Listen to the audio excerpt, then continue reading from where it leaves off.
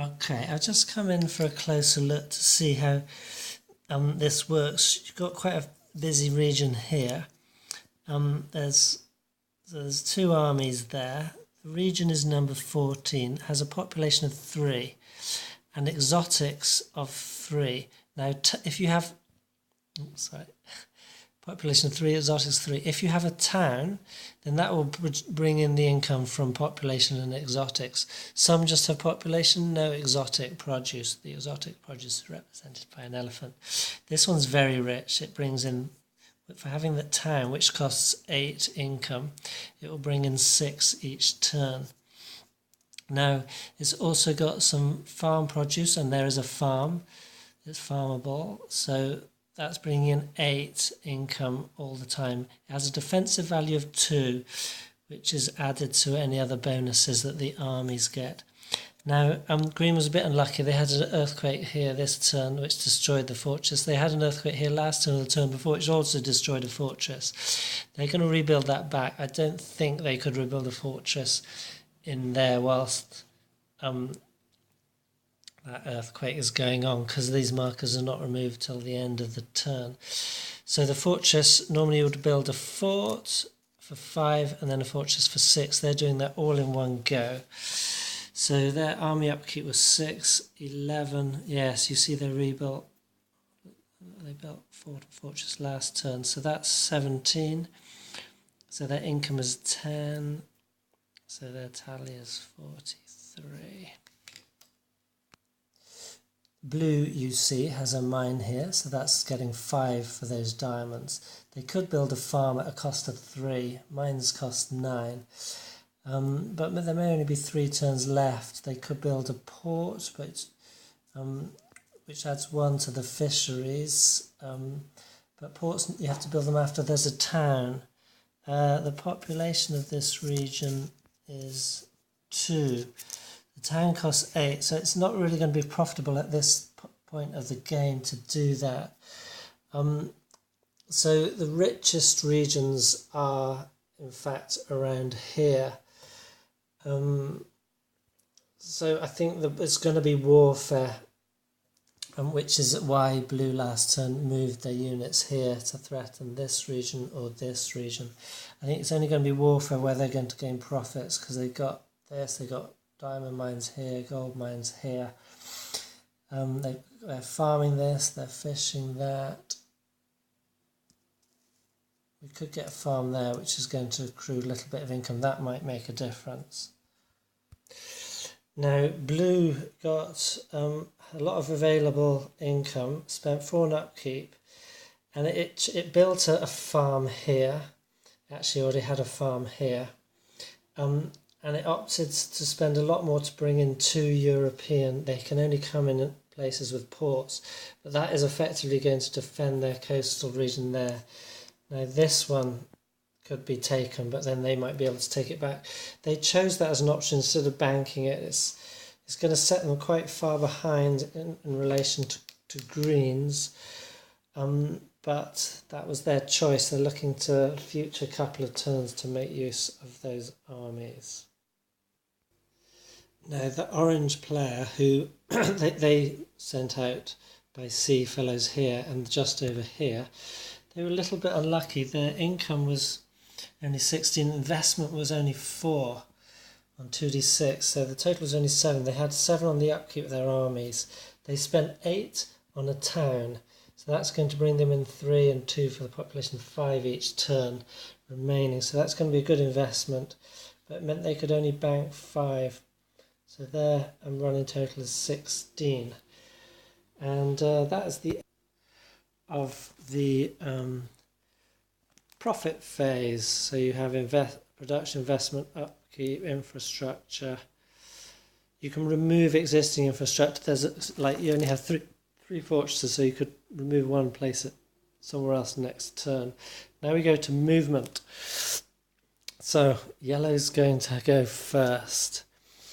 They want to get a rich area.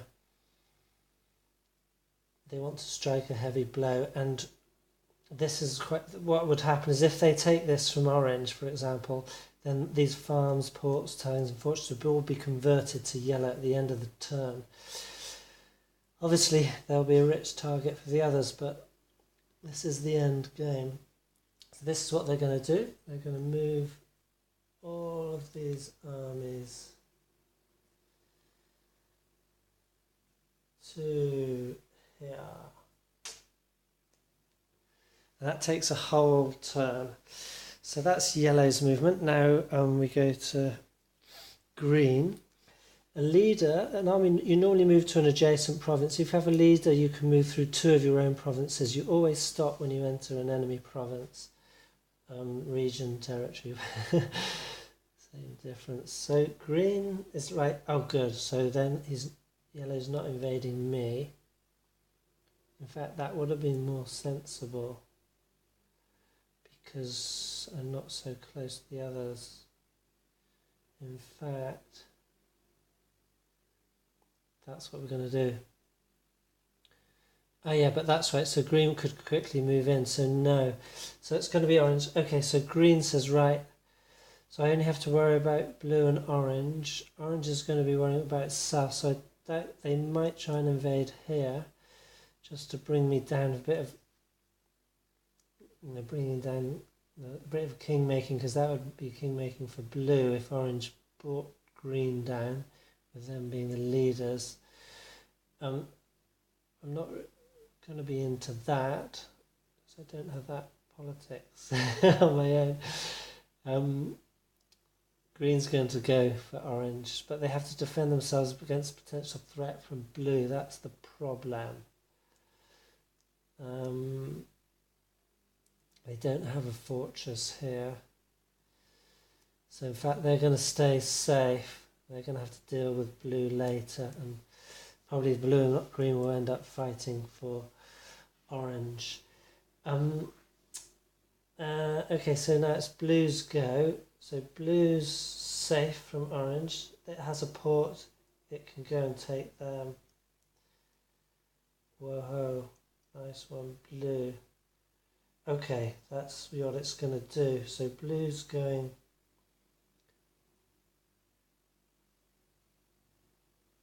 That region's 3, 5, 6, 5. They're going for this one because that one could be more easily attacked. This one you need a port. So blue's going over there. And now orange, poor old orange, is going to be out of the game essentially. Because the difficult thing was they could move from here because there's a port here to here. You cannot move out of a region if an enemy army's moved in unless you withdraw to one of your own. You cannot withdraw by sea. But anyway, notwithstanding that, from here or here, if this army wasn't here and from here anyway, they could move in from a port, but there isn't a port here, so they can't move out. So those were isolated until I built a port there. But they also are there to defend. So orange has not got much to lose, so they're going to go for this rich region here. Because if they stay there, they're a bit defensive, but they're not going to defend against all of those. They're hoping that something else is going to happen. They're having a dying gasp. So that's movement. If someone had moved into a neutral region, we would now do diplomacy. There's no diplomacy as such. It's actually stipulated in the rules. You can make no agreements, trade money and stuff like that. You can, what do they actually say? They say, players can of course agree not to attack each other, but this is not enforceable and is discouraged. Remember, you are playing the role of a large group of widely dispersed managers for your European investors and monarchs, not an individual. So there's going to be no kind of clear-cut diplomacy in that manner in this game. But then you have what they call native diplomacy. So if, say, I'd moved these fellows into this neutral region here, I'd roll these, and on 1 to 3 I would get a number of native armies. I rolled a 6, that's it would be between 1 and 2, and on a 6 they're going to get a lead as well. And so we use these native armies, and we'd have to fight them before gaining control of that region. So that's that phase. Then we go to the battle phase. So the highest number region will go first. We've got 17, 16.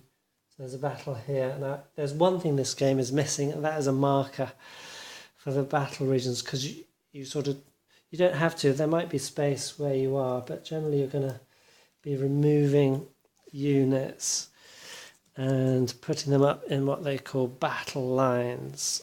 So it goes like this. You have a unit and an armies rather. That's the defending army. The leader's added to that. A fortress is added to that.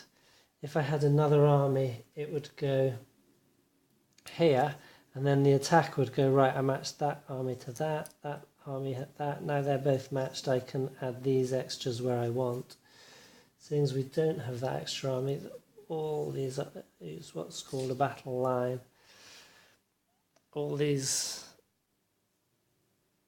you couldn't see at all what I was on about. So if that was there, then I would match that army, then I'd have 2 left over to put where I like. We don't have that, so all of these are going onto that. So each army rolls 1d6, and then you add the bonuses, and the fortress has a 1d6 of itself, and the defender gets any defensive bonus. You can't see it from here, but maybe just there. See the little yellow +2.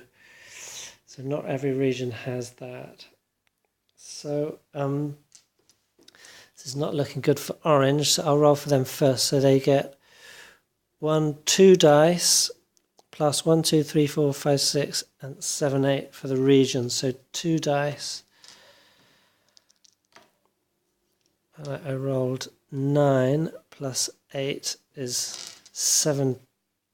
And then yellow gets 1, 2, 3, 4 armies, so that's 4 dice plus 2. That's 17 versus 6, 7, 8, 9, 10, 11. Plus 2, 13. Ah!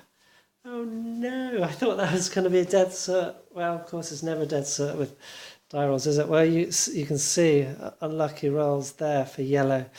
And all of the loser loses is lost. So all those armies are gone. That's 28 points of production to gain those armies back, but they'll save some on the upkeep. So poor old yellow, that's quite a I thought it was poor old orange, but it's actually turns out poor old yellow. That was quite a dramatic swing. I thought orange was going to be gone and yellow was coming back as a contender. So where else? So we had another battle up there in the corner on the island, and there's no battle there because there's not contending armies. So we have an army versus an army. He's got a spare army, so he will add that into the line, and this one's got a leader. So that's 1 dice plus 4, and that's 2 dice plus 4. So orange, oh dear, rolls a 1, plus 4 is a 5, and blue gets a 10 plus 4. Sorry, that was it. So orange army is gone there. I'll just give you a quick look at. So this I've just been storing down here. See all every faction has a lot of counters, but certain limit for the game. And of course there's counters for the 5th player as well in this sort of purpley pink colour. Okay, so there we go. We leave blue in possession there. That's all of the battles. So now we go to last phase administration. We remove the event markers. So that earthquake's over. that famine's over, sorry, that earthquake is over. And there was an epidemic here, that is now gone. Adjust area and infrastructure control. So this is the first time this has happened. I'm quite excited. So that means this orange town is now converted into a blue town. So they have that area and that infrastructure. And then successful turning players. So if a player is ever eliminated from the board, at this point they're allowed to bring on any one European army in a coastal province. So that simulates their investors saying, get back in there, have another go. There must be some of it left. And then last thing we do is determine end of game if it's turn 10 or later, but it's not. So that is a turn. So I think you get from that quite a good idea of how this game plays. See, there's the player aid. Here's the rules. That's the thingy of it. So it's just A4, big tight, really simple, 17 sections, each sort of 12 different phases in the turn, but they go quickly.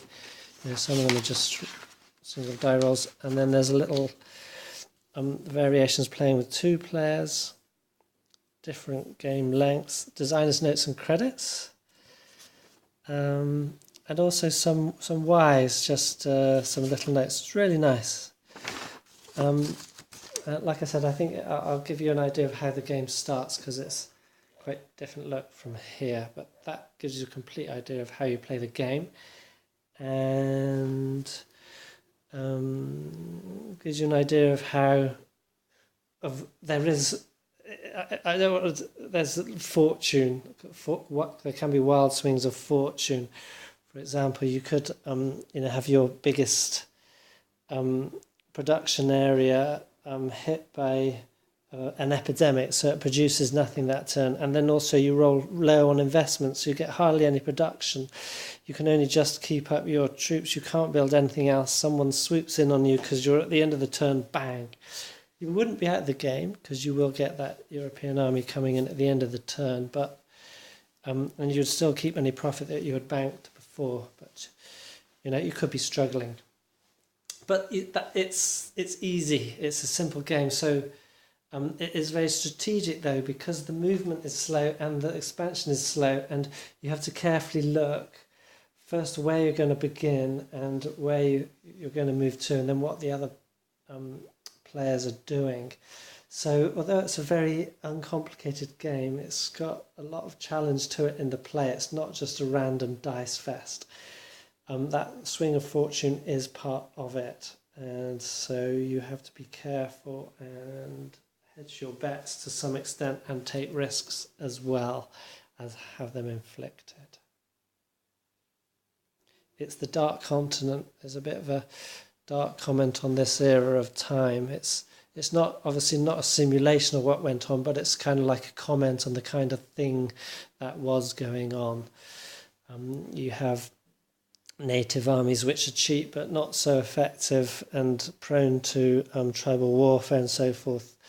You have rebellions, you have European armies which are quite effective but costly to maintain and to provide, etc. You have colonial troops as well. And then you have your mines, your farms, your towns, your ports, and then forts and fortresses, the infrastructure to build and to utilise the resources of the regions. So I just want to illustrate the beauties of this turn order mechanism. That so this is the order of production from last turn. Green had the most, closely followed by blue, then orange and yellow. And so green draws the first chit, and they drew first.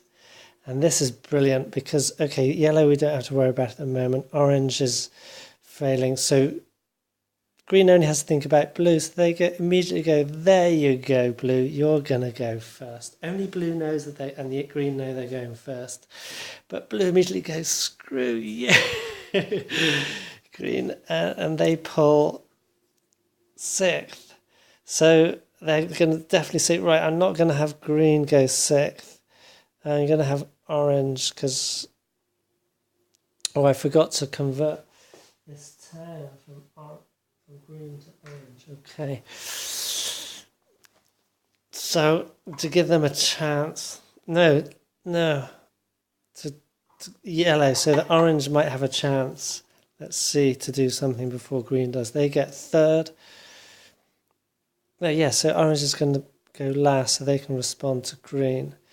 So orange pulls third, they give it to green, and finally yellow's left with second. So this is going to be the turn order.